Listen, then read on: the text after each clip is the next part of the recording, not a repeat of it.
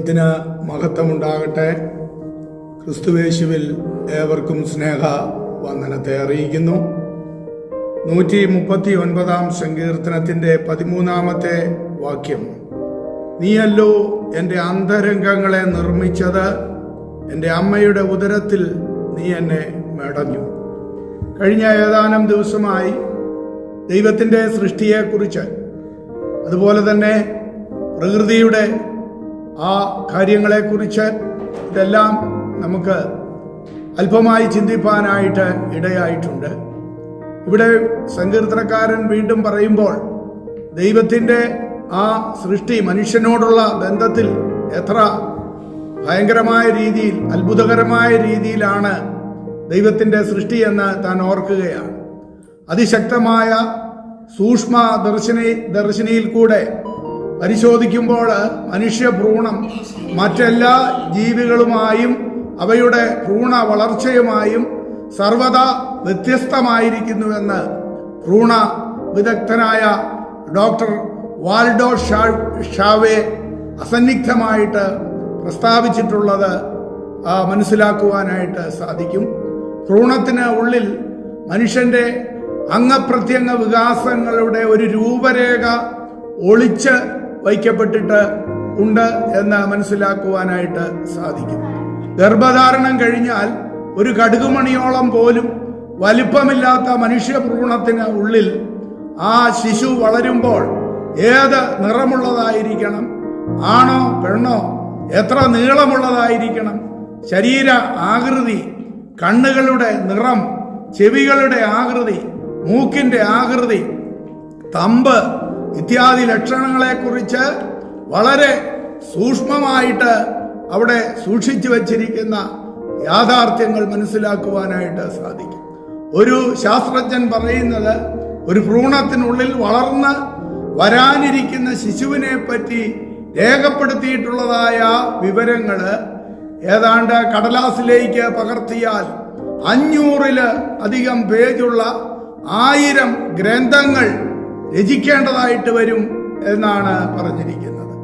ബീജസങ്കലനം പ്രാപിച്ച ഒരു സ്ത്രീയുടെ അണ്ഡം വിഭജിച്ചുകൊണ്ട് ഇരിക്കുന്നു. കൃത്യമായി വിരലുകളും കൈകളും കാലുകളും കണ്ണുകളും നിർദ്ദിഷ്ട സ്ഥാനങ്ങളിൽ അത് പ്രത്യക്ഷപ്പെടും വരെ ഈ പ്രക്രിയ യഥോചിതം നടന്നുകൊണ്ടിരിക്കുന്നതാണ് കാണുവാനായിട്ട് കഴിയുന്നത്.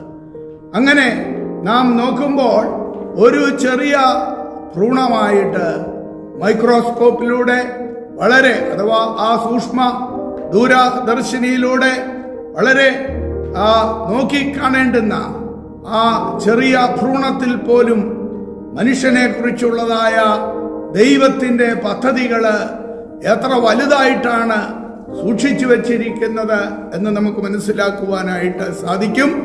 അതേ, ദൈവത്തിൻ്റെ സാദൃശ്യത്തിലും സ്വരൂപത്തിലും സൃഷ്ടിക്കപ്പെട്ടവനായ മനുഷ്യൻ, അവനെക്കുറിച്ചുള്ള ദൈവത്തിൻ്റെ പദ്ധതികൾ ഈ ലോകം കൊണ്ട് മാത്രം അത് ഒതുക്കി നിർത്തുവാനുള്ളതല്ല. ആ ഭ്രൂണത്തിനുള്ളിലാണ് ദൈവത്തിൻ്റെ ശ്വാസം അയച്ച് ദൈവത്തിൻ്റെ ആത്മാവിനെ അവൻ്റെ ഉള്ളിലാക്കി വച്ചിരിക്കുന്നു.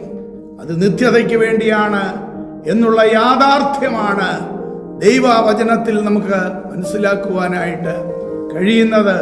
പ്രിയമുള്ളവരെ, ദിവസങ്ങളിലൊക്കെ നാം അത് ചിന്തിച്ചു കൊണ്ടിരിക്കുന്നല്ലോ. അതെ, ദൈവ കരങ്ങളിൽ ദൈവേഷ്ടത്തിനായി ഏൽപ്പിച്ചു കൊടുക്കാം. അതിനായി നമ്മെ തന്നെ ഒന്നുകൂടി, നമ്മുടെ ഹൃദയത്തെ നമുക്ക് സമർപ്പിക്കാം. അവിടുന്ന് നമ്മെ അനുഗ്രഹിക്കുമാറാകട്ടെ. ആമേൻ. ജീവന്റെ ഉറവിടം ക്രിസ്തുവത്രേ, നാവിനാൽ അവനെ നാം ഘോഷിക്കാം. അവനത്രേ എൻ പാപഹരൻ, തൻ ജീവനാൽ എന്നെയും വീണ്ടെടുത്തു. അവനത്രേ എൻ പാപഹരൻ, തൻ ജീവനാൽ എന്നെയും വീണ്ടെടുത്തു.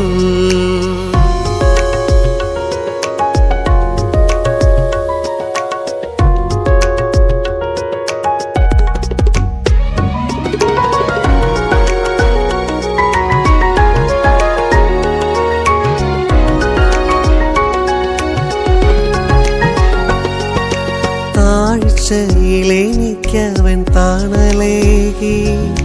താങ്ങി എന്നെ വീഴ്ചയിൽ വഴി നടത്തി. തുടച്ചെന്റെ കണ്ണുനീർ പൊൻകരത്താൽ. തുടിക്കും നിൻ മനം സ്വർഗ സന്തോഷത്താൽ. തുടച്ചെന്റെ കണ്ണുനീർ പൊൻകരത്താൽ. തുടിക്കും നിൻ മനം സ്വർഗ സന്തോഷത്താൽ.